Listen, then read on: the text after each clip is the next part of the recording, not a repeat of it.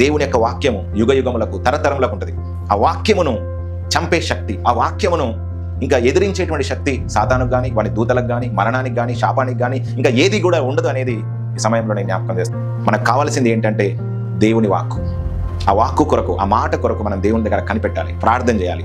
నీవు ఉన్నటువంటి సర్కమ్స్టాన్సెస్లో ఈరోజు నువ్వు అప్పులో ఉన్నావా, ఆ అప్పులు తీవ్ర స్థాయికి వెళ్ళిపోయి ఇంకా నీకు అందులో నుంచి బయటకు వస్తాననే హోప్ అనేది నీకు లేదా, లేకపోతే నీ కుటుంబము ఇవన్నీ కూడా ఒకవేళ హోప్లెస్ సిచ్యువేషన్లో ఉన్నాయా, అయితే వాటన్నిటిలో నీకు కావాల్సింది ఏంటంటే ఒక మాట, దేవుని నుంచి ఒక మాట.